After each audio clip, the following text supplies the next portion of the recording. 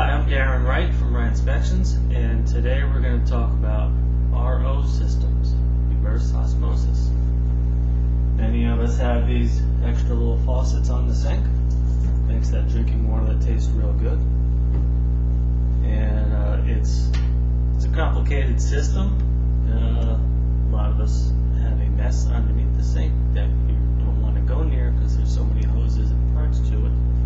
And I'm going to try to explain some of that. Now, I used to pay a gentleman to come in and do filters for me, and that service charge was $100 to go underneath there and change 3 to 4 filters twice a year. And in doing a little bit of research online, going to a place called waterfiltersonline.com, I was able to buy all of my filters for about $35 plus shipping.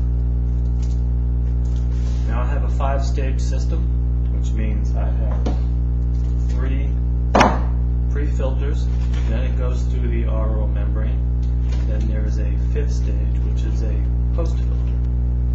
So that means we have 4 filters to change.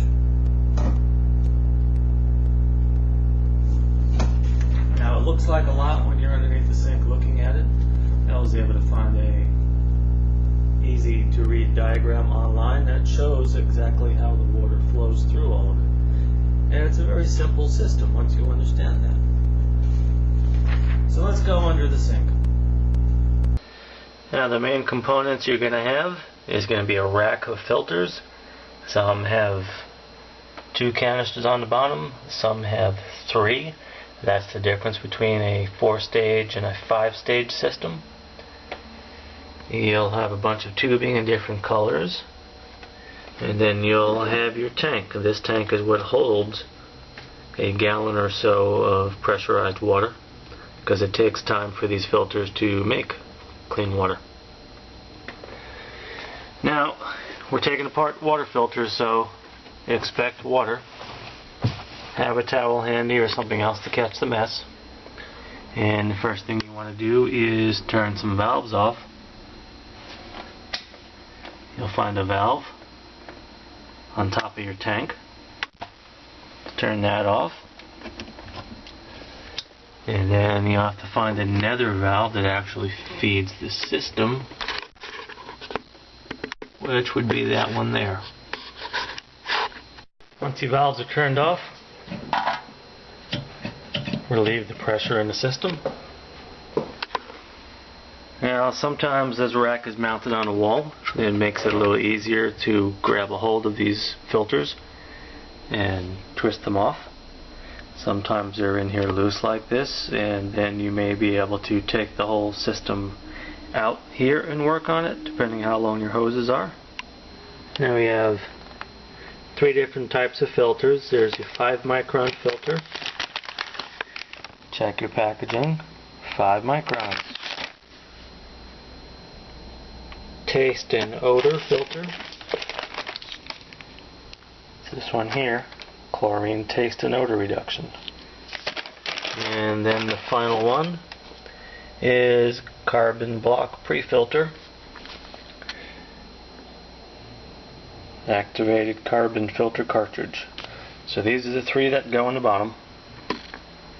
Now I have a natural tendency to always look for an easier way to do stuff.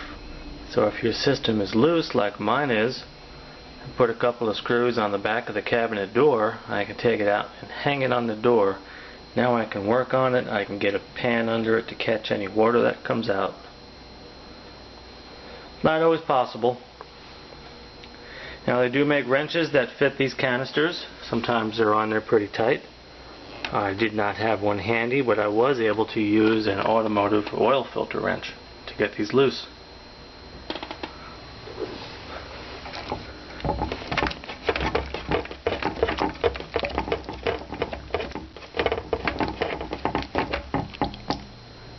And there's our first filter. Now I haven't done my filters in about 1.5 years. I really don't want to see what it looks like, but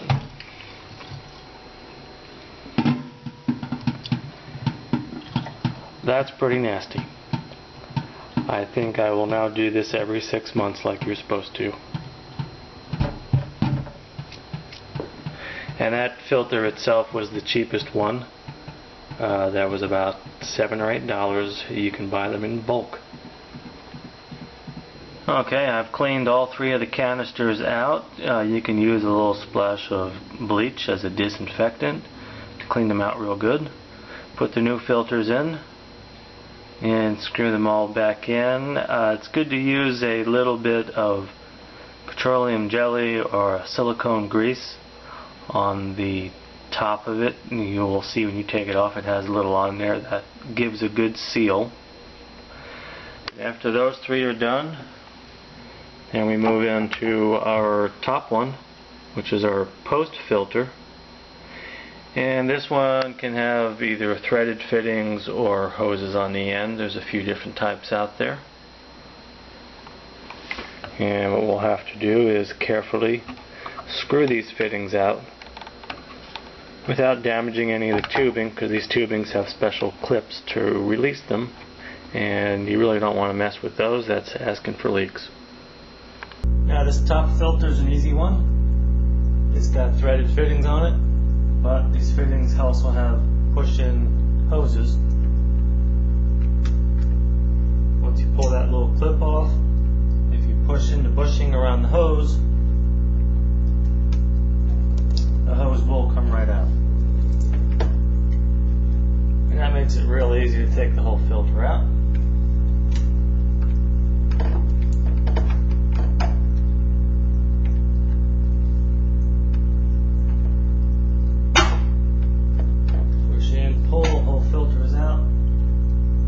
Screw these ends off and we'll reuse them on our new filter. Anytime you have threaded fittings, you want to make sure you use some Teflon tape. Put 2 or 3 wraps on the end of it. Screw your fittings in, and this is all plastic stuff, so make everything hand tight. You don't want to overdo it, break anything. Pay attention to the direction of the flow on this particular filter. Make sure you have it in the right way so you're flowing in the right direction. Snap it in.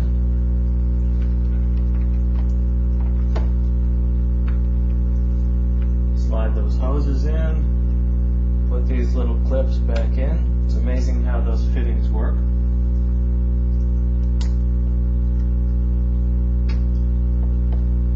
That's it for your post filter. Now the only other part left in here is membrane, and that's not normally changed during service. These will last you a few years. So we've got $35 worth of filters, maybe a half hour in labor. And that's it. You're good to go for another 6 months. And typically 6 months from now you only have to change 1 filter, your first filter. Once a year, you do all 3 every 6 months. Just do that first 5 micron pre-filter. Now we do have a lot of air trapped in the system. There was some black water coming out. Black water is the charcoal in the charcoal filter. It's a little noisy, but just let it run for a while till you flush all the air out.